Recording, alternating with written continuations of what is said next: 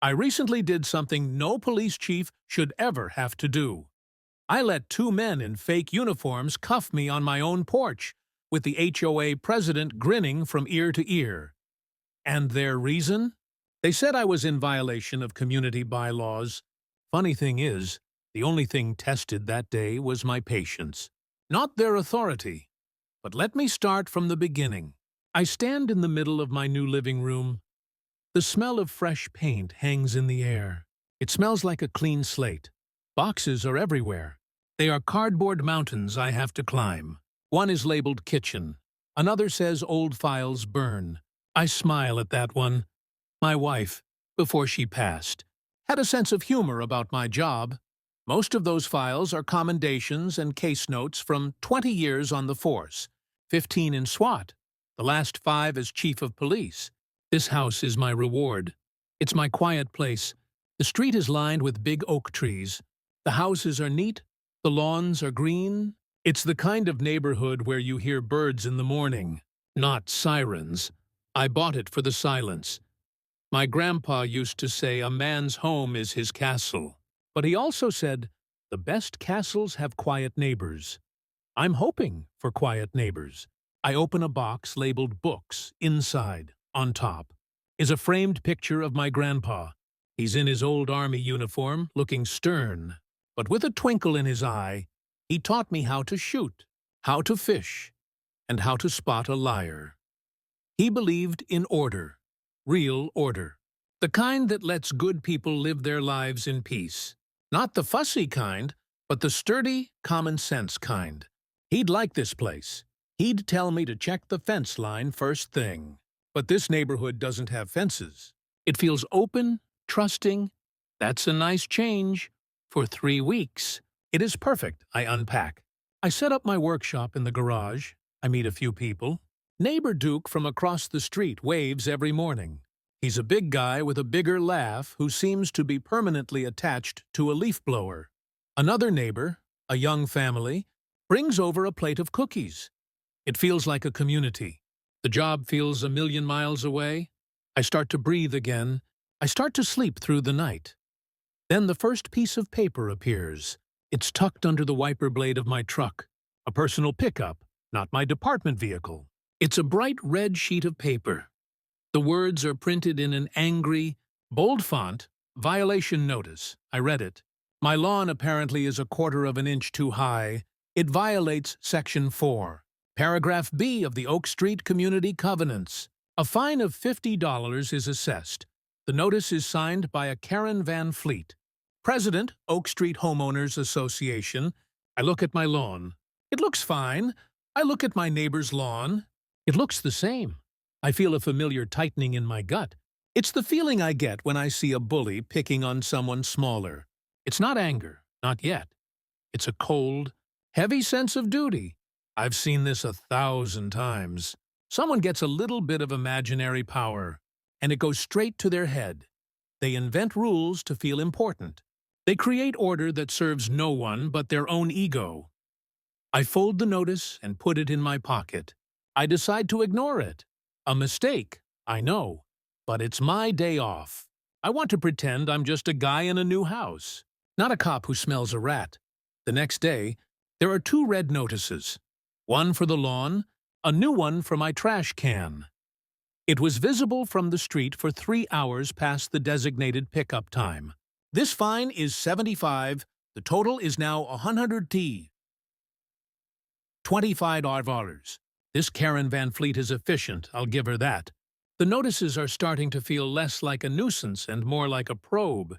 She's testing the fence.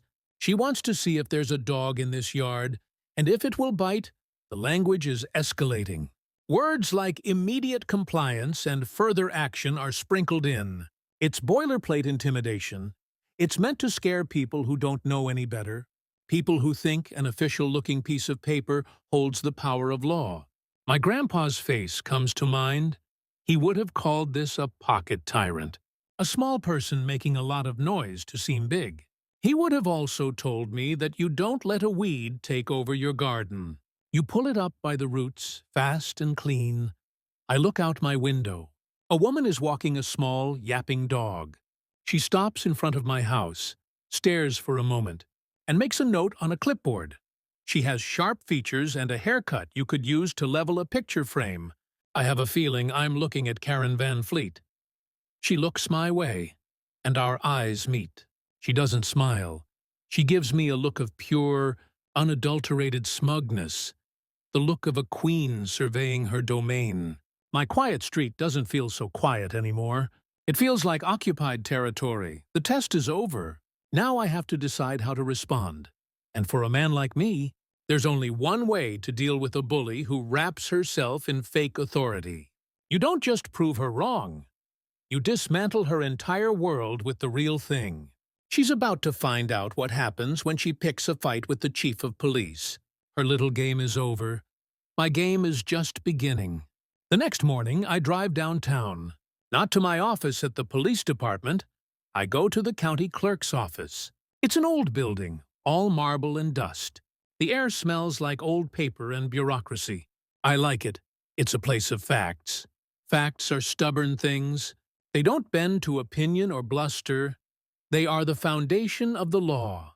I walk up to the public records counter. A woman with glasses on a chain looks up at me over a mountain of files. She looks tired. She probably deals with 100 different dramas a day. "Can I help you?" she asks, her voice flat. "Yes, ma'am," I say.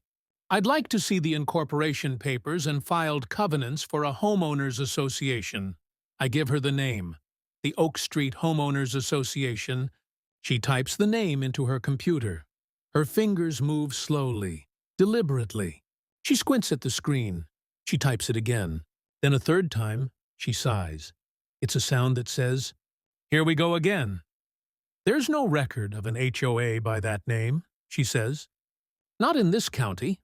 I nod. I expected this. But expecting it and proving it are two different things. "Could you check for any variations? Oak Street community? Oak Street neighbors? Anything like that?" She types again. More sighs.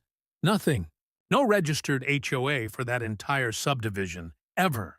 It was zoned single-family residential back in the 70s. No covenants were ever filed with the original plat." "Are you sure you have the name right?" "I'm very sure," I say. I show her one of the red notices. She holds it up to the light, then reads it. A small, humorless smile touches her lips. "Ah," she says. "One of these? It happens often?" I ask. "More than you'd think," she says.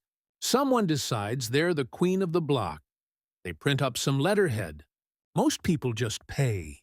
They're afraid of trouble. They don't want to make waves. That's the fuel a bully runs on. The fear of making waves. They count on good people being quiet. I need a certified letter," I say.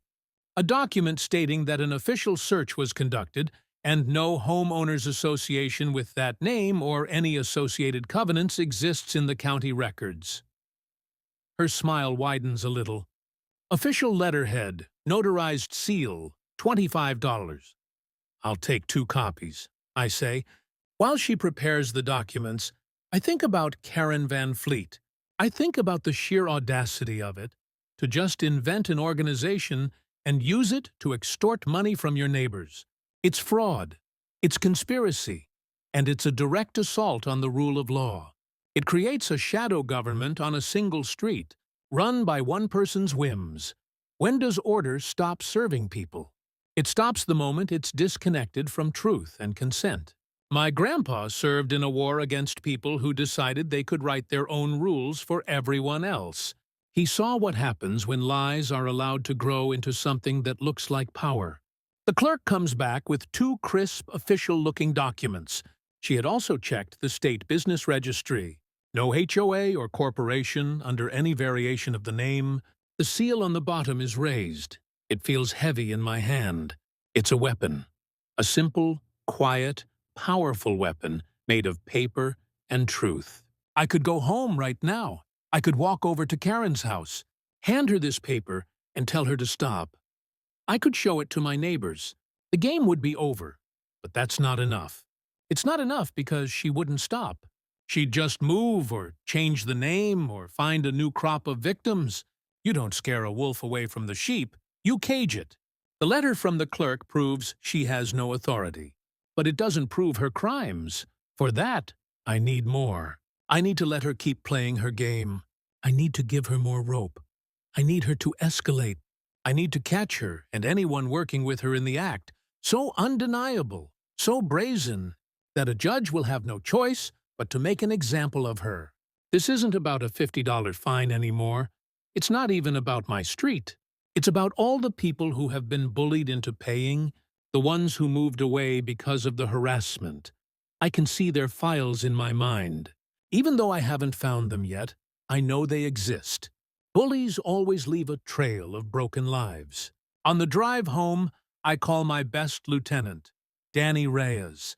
She's my rock at the department. Smart, calm, and knows the law better than most lawyers. Danny, it's Mark. Everything okay, Chief? You're supposed to be on vacation. Mostly. Listen, I need a quiet background check.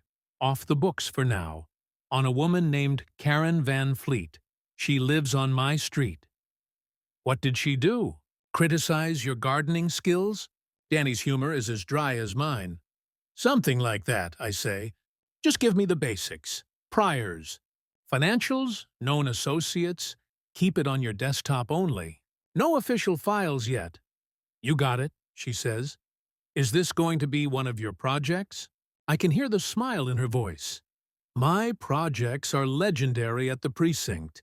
Cases that start small, the ones nobody else sees, the ones that unravel into something big and ugly. Let's just say, I tell her, I think I found a weed in my new garden, and I'm going to need a bigger shovel. I hang up. The certified letter sits on the passenger seat next to me. It's the truth. But the truth isn't always enough. Sometimes you have to let the lie get so big that when it collapses, it takes everyone involved down with it. Karen Van Fleet wants to play a game of rules and consequences. She has no idea I've been playing it my whole life. And I never lose. She's about to escalate.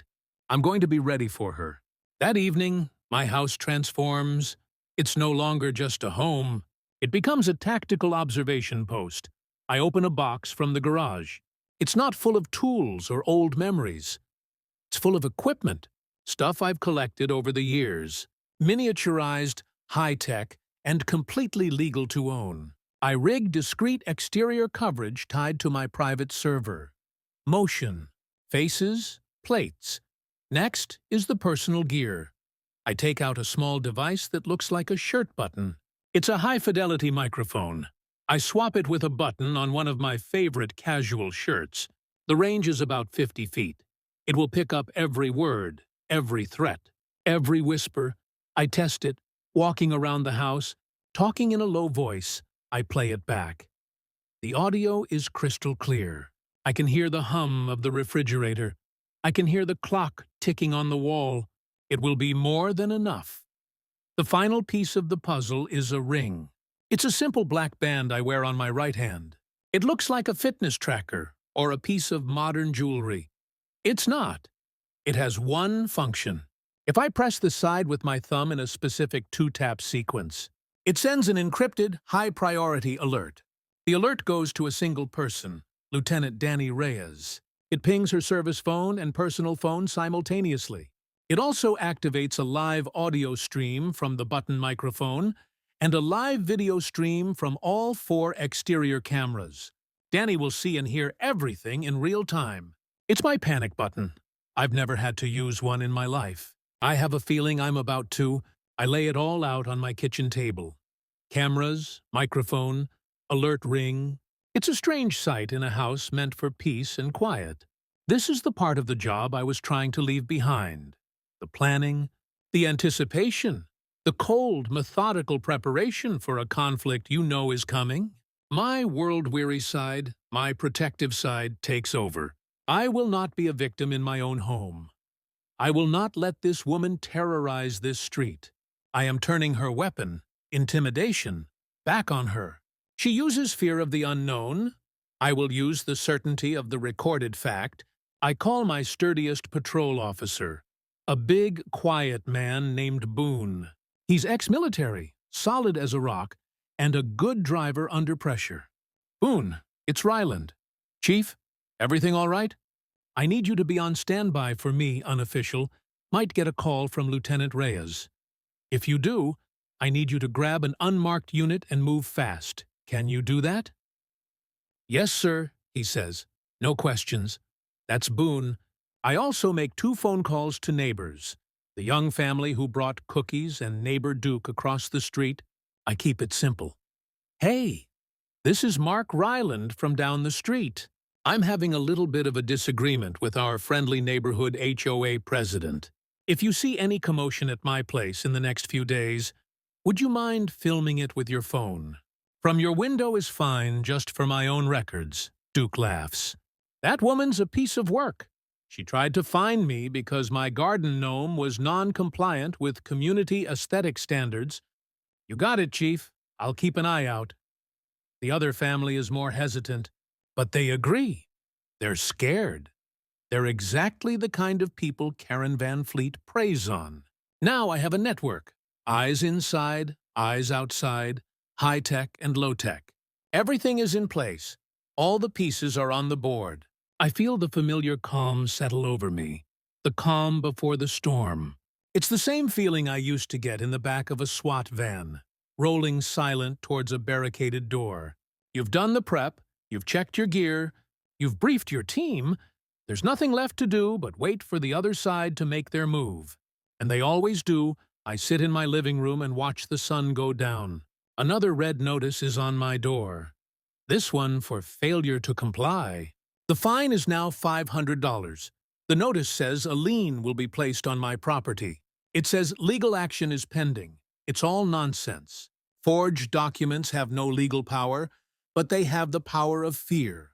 I crumple it up and toss it in the trash. I am no longer playing defense. I have laid a trap. Now I just need the quarry to step into it. Tomorrow, I expect they will come for me. They will come with threats and fake authority. They will try to make an example of me, and I will let them. I will smile. I will comply, and I will record every single second of it.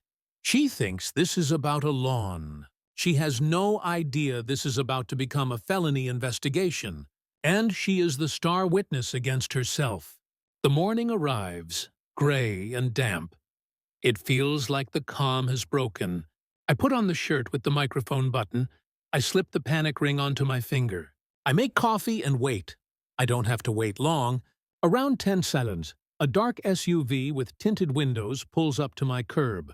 It's one of those oversized, aggressive-looking vehicles that people buy to feel tough. It has no official markings. 2 men get out. They are dressed in what they think are police uniforms. From across the sidewalk, the uniforms read as legit. Navy shirts, silver shields, shoulder patches. But the crest is wrong. And the numbers don't match on inspection. Clean navy fabric, shiny shields, rental belts. I've trained with cops for 20 years. Cops have a certain way of moving, a practiced economy of motion. These guys are actors, bad ones. A third person gets out of the passenger side. It's Karen Van Fleet. She's wearing a blazer and holding her clipboard like a scepter. She points at my front door. She's giving the 2 goons their instructions. Her face is a mask of grim satisfaction. I let them take center stage. They walk up my driveway. I see neighbor Duke's curtains twitch across the street. I see the young mother next door peeking through her blinds, her phone visible in her hand. My network is active. The 2 men flank my front door.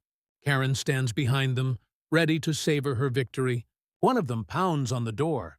Not a knock, a pound, an assertion of power. I take a deep breath, smooth my shirt, and open the door. I look at them with a neutral, slightly confused expression. The concerned citizen look. "Can I help you?" I ask. The bigger of the 2 men puffs out his chest. "Mark Ryland? That's me. We have a warrant for your arrest," he says. Holding up a piece of paper, I take it. It's another masterpiece of forgery. It has a fake court seal, and a judge's name I know for a fact has been retired for 5 years. The charges are comical. Criminal defiance of community bylaws. That's not a thing. It's legal gibberish meant to sound terrifying. This seems a little extreme for a lawn fine, I say, keeping my voice steady and calm. Karen steps forward, a cruel smile on her face. You were warned, Mr. Ryland. We don't tolerate lawbreakers on Oak Street. You have brought this on yourself.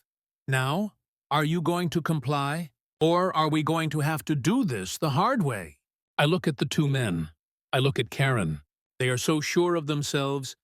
They are standing on my property, threatening me with fake documents and fake authority, all because they believe I am just another scared homeowner.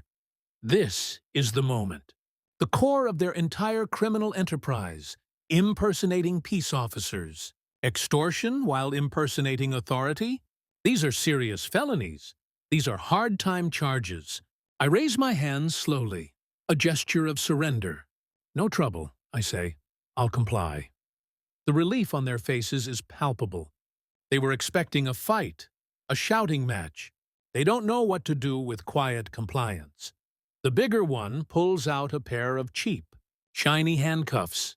He fumbles with them. He doesn't know the proper procedure. He yanks my arms behind my back with more force than necessary. The metal bites into my wrists. I don't flinch. I look directly at Karen Van Fleet, and I smile. It's not a big smile, just a small, knowing curve of my lips. It's a smile that says, "You have no idea what you've just done." The smile infuriates her. Her face tightens. "Wipe that stupid grin off your face," she spits. "You're in serious trouble." The two goons lead me off my porch and down the sidewalk. The perp walk. It's a classic intimidation tactic. They want all my neighbors to see me being arrested. They want to make an example of me. They want to cement their power over this street. What they don't realize is that I want the same thing. I want everyone to see this. Neighbors are filming. My button mic is live, across the street. Duke is on his porch, his phone held high, recording everything. The family next door is filming from their window. It's a beautiful, clear, multi-angle shot of a felony in progress. Neighbors upload raw files to our evidence link. Hashes log on and take for chain of custody. Timestamps and device IDs attach on upload. Duke's leaf blower coughs to life like a chainsaw clearing its throat. He steps out onto his porch. Just a guy, coffee mug in one hand, blower in the other, pointed nowhere. Humming, Karen snaps. Noise violation. 90 dB. Duke cups an ear. What? Sorry. I only enforce compliant gnomes. The smaller goon flinches. Half turns, finger too close to his trigger guard. I tilt my head. Careful with that prop, hero. He bristles. Karen hisses, eyes forward.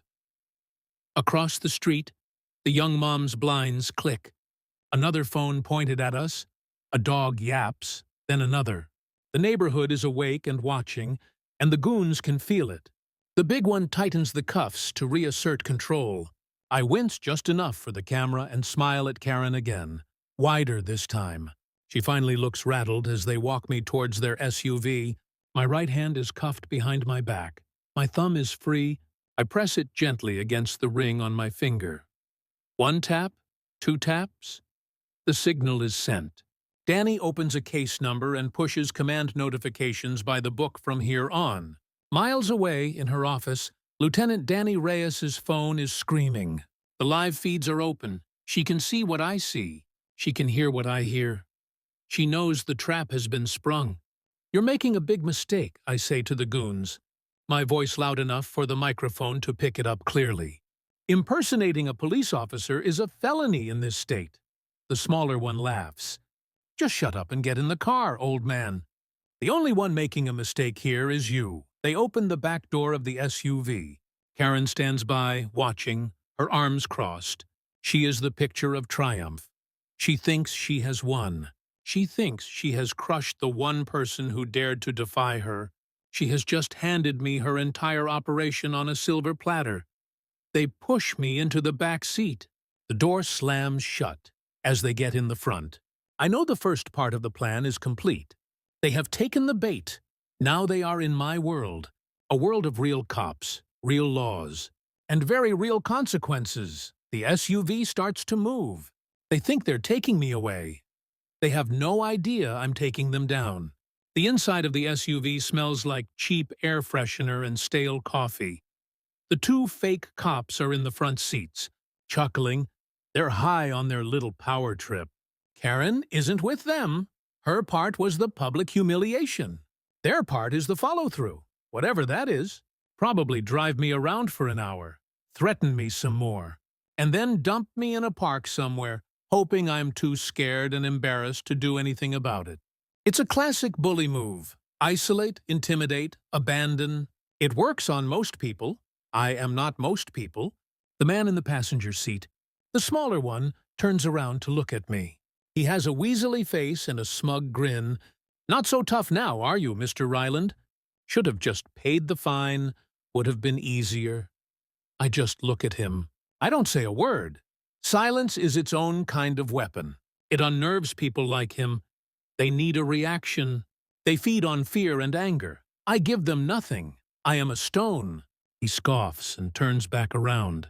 The driver is talking on his phone, his voice low. Yeah, we got him. No problem. He folded like a cheap suit. We're heading out to the spot now. He's reporting in. Probably to Karen.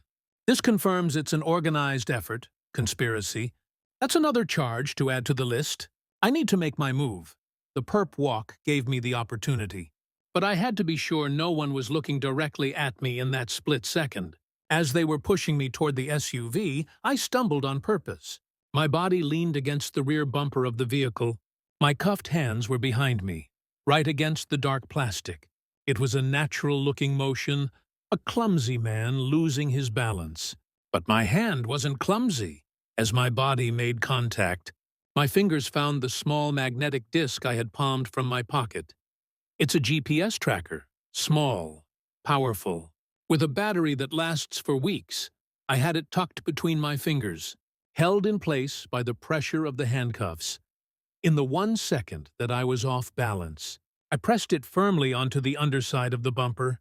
I felt the strong magnet catch the metal frame. Because they abducted me, I tagged the bumper. Danny logs exigency and pushes an E-warrant, while units shadow the SUV. The dot joins the live tail. Officer safety first, the tracker is live. My team doesn't just have audio and video of the abduction, they have a moving dot on a map. They know exactly where I am, where I'm going, and how fast I'm getting there. The SUV turns onto a main road. Picking up speed, the driver is getting cocky. He's weaving through traffic. I look out the window. I see the familiar landmarks of my city. I'm not worried. I have absolute faith in my people. In Danny, in Boone, I know they are already moving. In my mind, I can hear the radio chatter. Danny, calm and professional, coordinating the units. Boone in his unmarked interceptor, closing the distance. Other ghost cars piloted by the best officers on the force taking up positions. They won't use lights or sirens. Not yet. They will shadow us. They will wait for the perfect moment. The perfect location. A place with minimal traffic and a clear line of sight. A place where they can control the environment completely. This is the part of the job that is like a chess game. You anticipate your opponent's moves, and you position your pieces to counter them 3 steps ahead. Karen and her crew think they're playing checkers. They just moved their king into the open with no defense. Checkmate is coming. The men in the front are talking about what they're going to do with the $500 Karen paid them for this little job. They're arguing about whether to spend it on beer or on video games. They are small men. Their ambitions are small. Their crime, however, is not. They are blissfully unaware of the net that is closing around them. I lean my head back against the seat and close my eyes. I focus on my breathing, in and out. The same calming exercise I've done 1,000 times before a high-risk breach. Stay calm. Stay ready. Let the plan work. The SUV takes a sharp right turn, heading towards an industrial park on the outskirts of town. A perfect kill zone. They'd chosen the industrial park. My team waited for a low-traffic stretch with clear sight lines. Public safety first. Few witnesses, long straight roads. Multiple points of entry and exit for my team to block. The passenger turns to me again. Hey, when we let you go, you're going to forget this ever happened.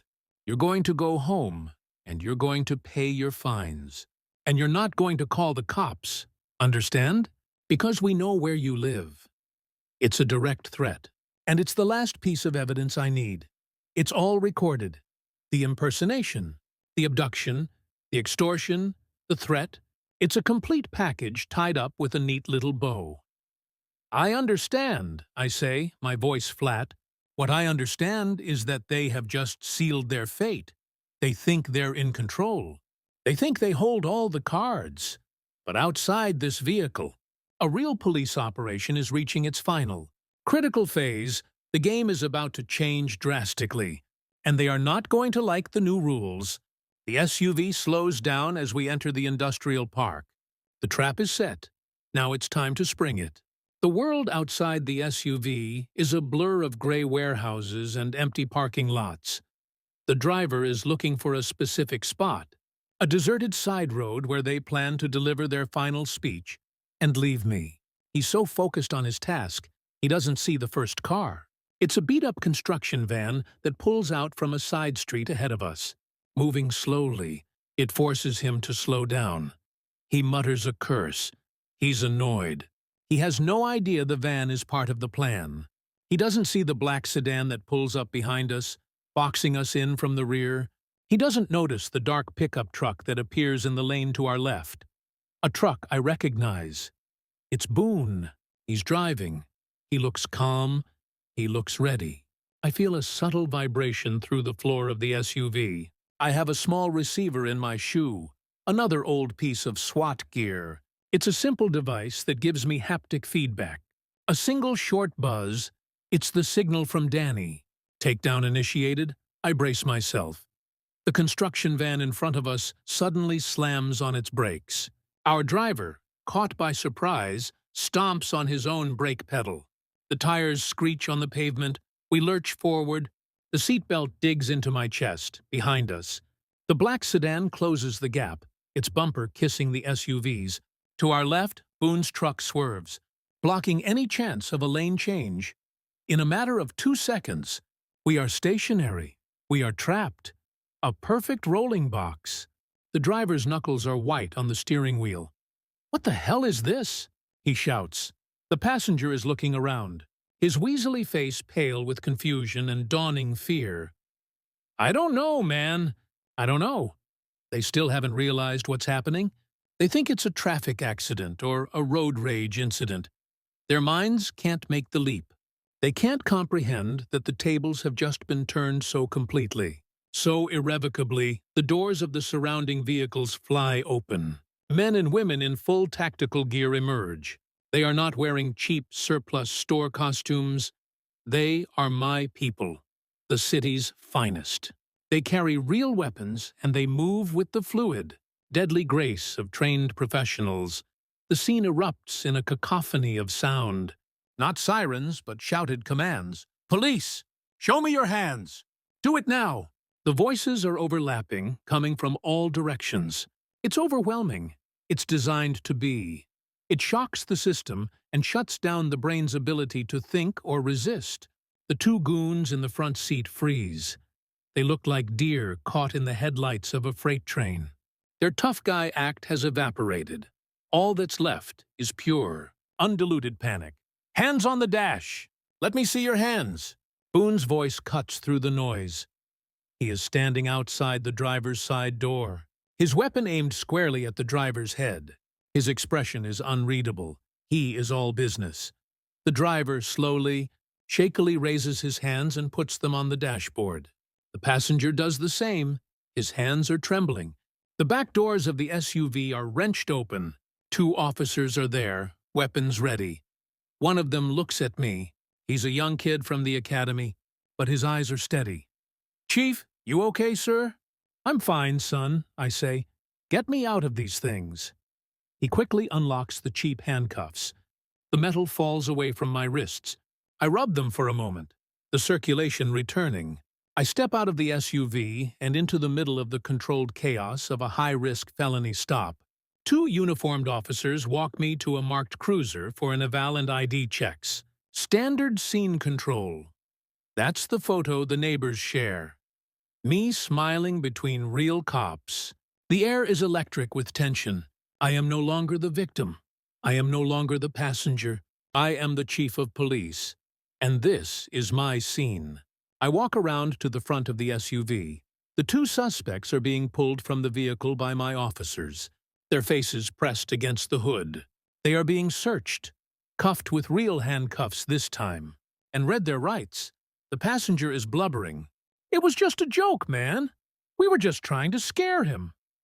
The driver is silent. He's smart enough to know that it's too late for excuses. I stand there and watch. I let the procedure unfold exactly as it should. There will be no mistakes on this arrest. No procedural errors. Everything will be by the book. My book. Boone comes over to me. "They have two weapons, Chief. One in a shoulder holster on the passenger. It's a convincing-looking airsoft pistol. The other one was under the driver's seat. It's a 9mm. Real. Serial number's been filed off." My gut tightens. This just escalated again.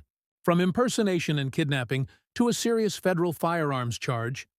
"Good work, Boone," I say. "Let's toss the vehicle. I want it taken apart." Piece by piece, Danny Reyes pulls up in her own unmarked car.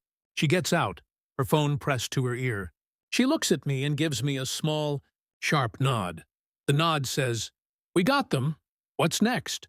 I look at the two pathetic figures being placed in the back of separate patrol cars. Their little reign of terror is over.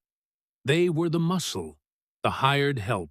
Now it's time to go after the head of the snake. "Danny," I say, walking over to her. "They threatened me. They admitted they were paid. We've got impersonating a police officer, extortion, kidnapping, false imprisonment, and the firearms violation. That's more than enough for a warrant. I want a warrant for Karen Van Fleet's house, her car, her computers, and any storage units in her name. I want a warrant for all her financial records. I want everything." Danny smiles. Already typing, "It's up, Chief. The on-call duty judge is up. The trap for the pawns has been sprung. Now we use them as bait to catch the queen." The industrial park is now a full-blown crime scene. The area is sealed off with yellow tape. My forensic team is swarming over the dark SUV, their white suits like ghosts in the gray afternoon. Every surface is being dusted for prints. Every fiber is being collected. They are methodical and thorough. I stand with Boone and watch them work. "You want to start the interview with these two?" he asks. I shake my head. "Not yet. Let them sit. Let them think about the rest of their lives. They'll be much more cooperative in a few hours. Right now, this vehicle is our priority. It's going to tell us a story. And it does." The first discovery is in the glove compartment. They find a stack of red violation notices identical to the ones I received. They are pre-printed with blank spaces for the offense and the fine. Underneath them is a binder. Inside the binder are crude maps of different neighborhoods with certain houses circled. My street is in there. My house is circled in red ink. It's a target list. The second discovery is under the back seat. A lockbox. It's not very secure. A few taps with a pry bar, and it pops open. Inside are several dozen fake police badges. They are cheap, tinny things, but they would look real enough from a distance to scare the average person. Beside the badges are wads of cash held together with rubber bands. Boone counts it. Over $5,000 here. "Chief, it's extortion money. Cash payments from scared homeowners who just wanted the harassment to stop. Each bundle of cash has a sticky note on it with an address. It's a receipt book of their crimes. This isn't just Karen's little power trip anymore. This is a criminal enterprise, racketeering. That's a charge that gets the federal government's attention. The feds love racketeering cases. They come with serious time, forfeiture tools, and wide conspiracy reach. The third and most important discovery is a phone, a cheap prepaid burner phone. It's tucked into the side pocket of the driver's door. It's password protected. Danny files an e-warrant. The on-call judge signs within minutes, and our lab starts a lawful extraction. I hand it to one of my tech guys. I want everything off this. Text messages, call logs, location data. I want to know who they called right before they picked me up, and who they called after. Expedited. He nods and rushes off to his van, a mobile tech lab. This phone is the digital thread that will connect these two goons directly to Karen Van Fleet.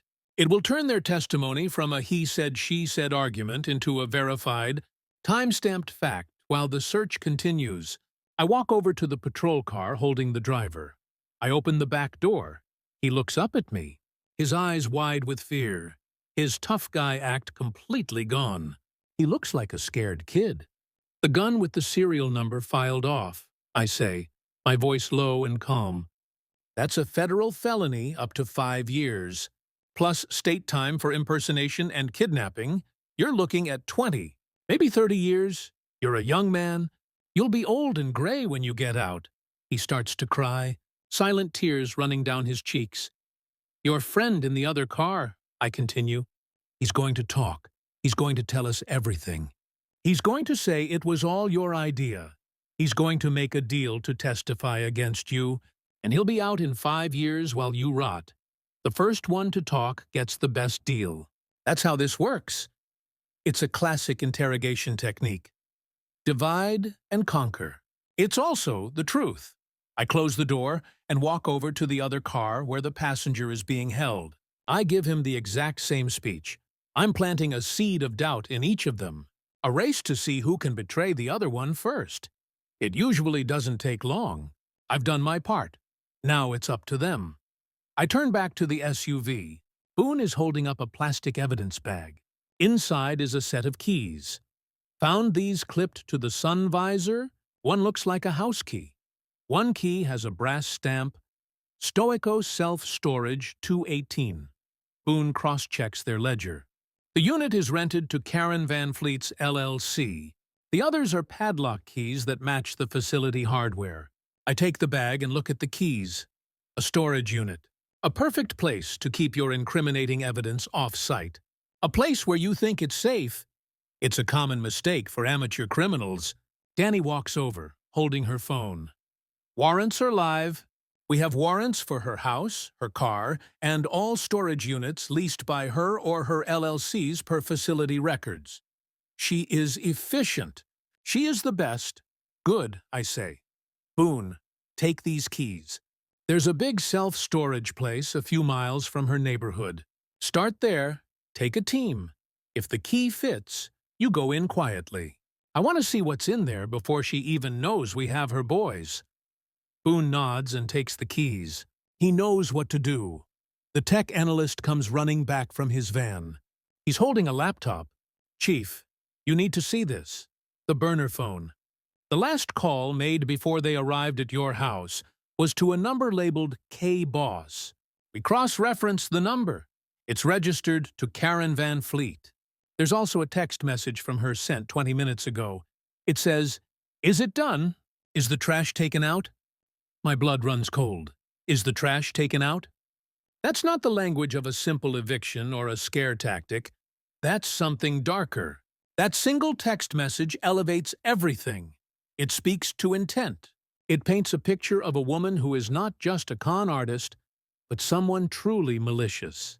The evidence is a flood now. We have the car, the cash, the badges, the weapons. We have the digital trail. We have the threat on my body microphone. We have multiple witnesses. The case is no longer just solid. It's airtight. Now we just need to find the rest of her kingdom. And thanks to a cheap padlock key, I think we're about to find the vault. The storage facility is a sprawling complex of orange and blue metal doors. It's anonymous, impersonal, a place where people keep the parts of their lives they don't want to look at every day. For Karen Van Fleet, it's where she keeps the parts of her criminal life. Boone and his team are waiting for me. They have isolated the correct unit, Unit 218. The key slid in and turned without a problem. They haven't opened the door yet. They were waiting for me. Let's see what she's hiding, I say.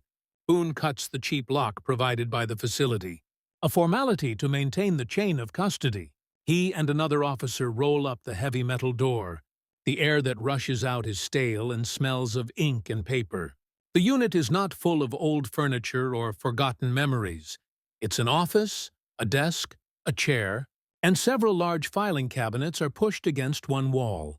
On the other side are stacks and stacks of printing paper, boxes of envelopes, and a high-end commercial printer. This is her factory. This is where she mass-produces the red notices. This is where she forges her documents of intimidation. We start with the filing cabinets. They are not locked. She was arrogant. She believed no one would ever find this place. The first drawer is labeled Oak Street. Inside are files for every single house on my street. My file is right in the front.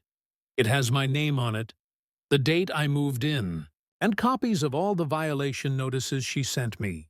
It also has a printout of my property tax records and the purchase price of my home. She was doing her homework. She was targeting new residents, people who wouldn't know the neighborhood, people who were more likely to be intimidated. But behind my file are others, files for people who used to live on the street. And clipped to their files are copies of cash checks, payments for the fake fines. Some are for $50, some are for hundreds.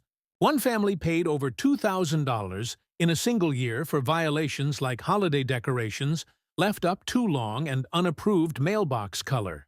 It's a record of her success. It's a testament to her cruelty. Then we find the other drawers. They are labeled with other neighborhood names. Willow Creek, Pine Ridge Estates, Maple Lane. She wasn't just running her scam on my street. She was running it all over the city. She had multiple fake HOAs, all run by her, all funneling money into her pockets. This is bigger than I ever imagined. This is a one-woman crime wave. In the last filing cabinet, we hit the mother lode. It's her corporate ledger. One drawer is full of documents related to her shell corporations. She has multiple LLCs set up, all with generic names. They are the legal entities she uses to cash the checks and hide the money. The other drawer contains the real prize, the original forgeries. There are stacks of blank legal paper with forged letterheads from the county clerk's office. There are fake property line forms. There are even templates for court orders with a scanned and photocopied signature of a judge. This is the evidence that will put her away for a very long time. This is not just fraud. This is a sophisticated, long-term criminal conspiracy. Danny arrives. I show her the files. I show her the forgeries. Her face, usually so calm and composed, shows a flicker of real anger. She was targeting the elderly, Danny says, holding up a file from the Willow Creek neighborhood. Look at this. She threatened an 80-year-old woman with foreclosure over the state of her rose bushes. The woman sold her house and moved into a retirement home. She notes here that the woman was a soft target. She profiled her victims. My protective instinct flares. This is the lowest of the low, preying on the vulnerable, using the fear of losing one's home as a weapon. This is the kind of person I put on my SWAT team to stop. This is the kind of person who deserves to be behind bars. We have more than enough, I say, my voice hard. While we were here, the financial warrant came through. I had our white-collar guys take a look. Karen Van Fleet has 3 bank accounts. 2 of them have almost no money, just enough for her daily life. The third is a corporate account for one of her shell LLCs. It has a balance of over $250,000, all of it from deposits that match the checks from these files. The picture is complete. The crime, the victims, the tools, the money, we have it all. We have the entire criminal enterprise. From the cheap red paper she used for her notices to the bank account where she stashed the profits. She has a board meeting tonight, Danny says, looking at her phone. We got it from the burner phone texts. She holds them in her garage. It's her, the 2 goons we have in custody, and a couple of other board members. Probably a few neighbors she has roped into her scheme, either through intimidation or a small cut of the profits. A board meeting. The queen on her throne, surrounded by her court. It's perfect. It's a perfect place to end this. Get the team ready, I say to Danny. We're not going to just knock on her door. We're going to raid that meeting. I want her arrested in front of her entire fake board. I want them all to see what happens when you mock the law. We close the storage unit door. It's no longer just a place of storage. It's a sealed tomb of evidence. Karen Van Fleet's empire is about to come crashing down, and I'm going to be there to watch it fall. She tried to take my home. Now I am going to take her freedom. Unmarked cars are parked at either end of the block. Officers are on foot, hidden in the shadows of the big oak trees. We move with a silence born of years of practice. We are a silent, closing fist. I'm with Boone and a small entry team staged in neighbor Duke's backyard. He's inside his house, watching his television with the volume turned up loud, pretending nothing is happening, just like I asked him to, from his yard. We have a clear view of Karen Van Fleet's house, specifically her garage. The garage door is closed, but there are lights on inside. We can hear the low murmur of voices. The board meeting is in session. I have a small listening device, a directional microphone aimed at the garage. I can hear Karen's voice. It's sharp, angry, unacceptable. He was supposed to be a simple matter. Now he's disappeared, and so have my employees. This reflects poorly on our organization, her organization. The delusion is breathtaking. She's talking about me. She still has no idea that her employees are in a holding cell, racing to be the first one to testify against her. She still thinks she's in control. Danny is in my ear, whispering updates from the command post she set up in her car. All units are in place, Chief. We have the house surrounded.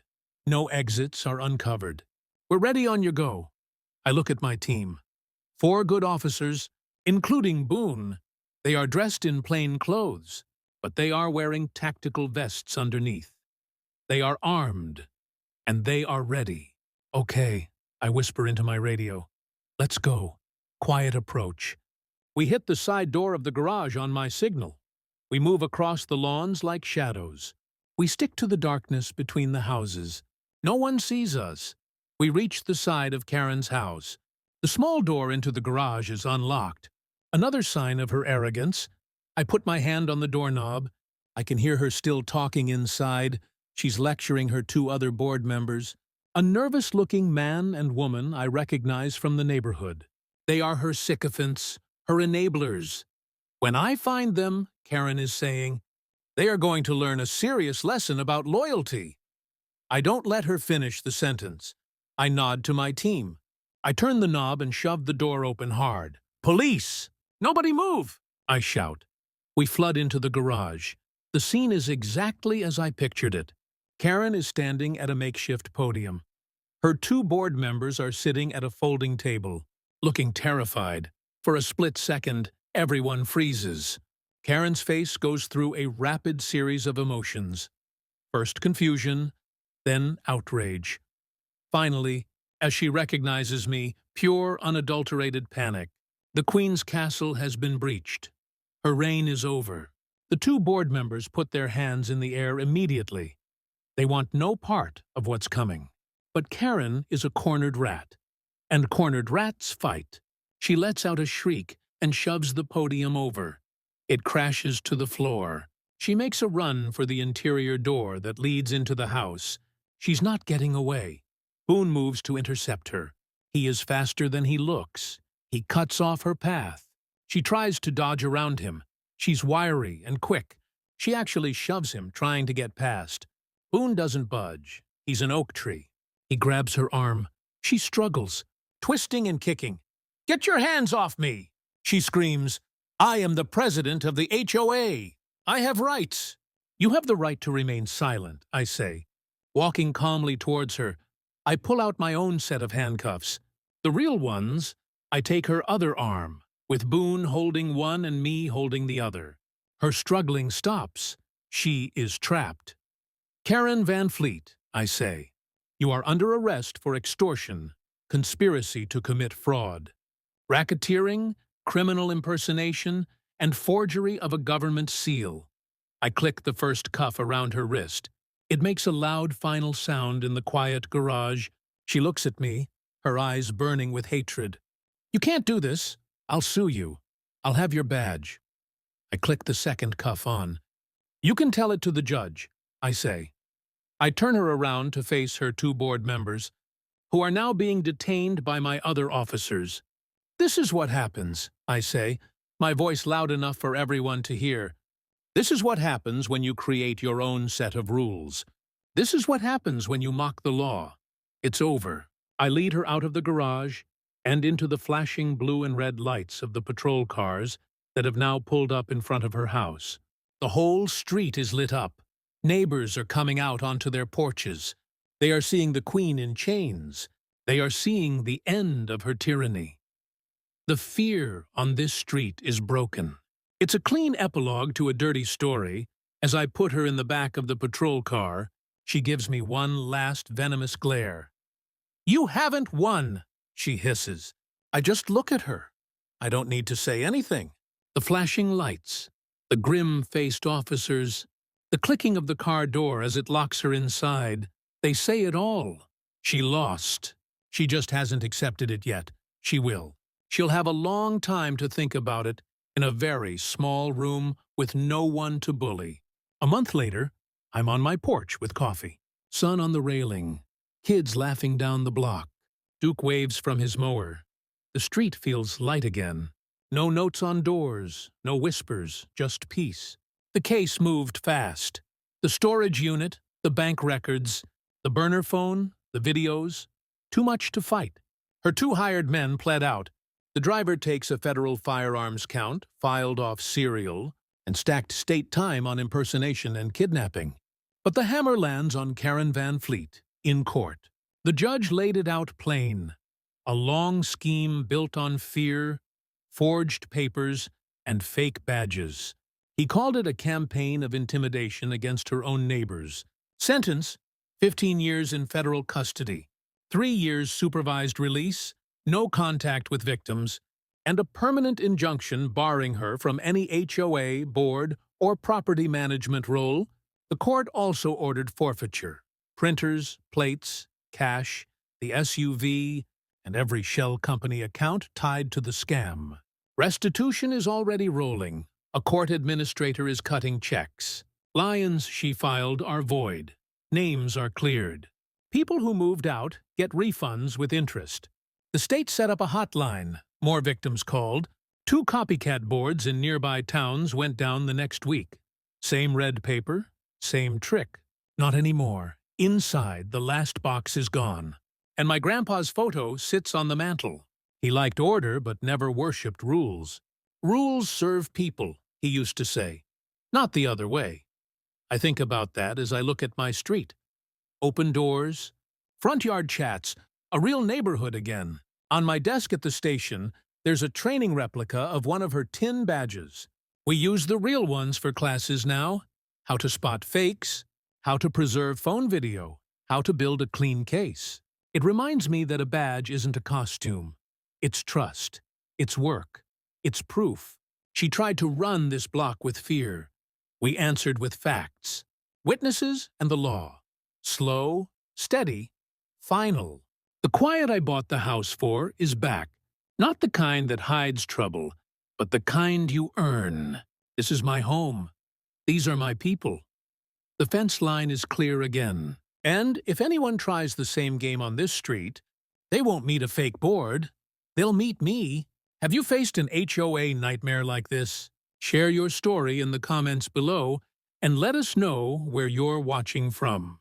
Your experience could inspire others to stand up to petty tyrants. Subscribe to HOA Tragedies for more stories of ordinary people taking on corrupt HOAs.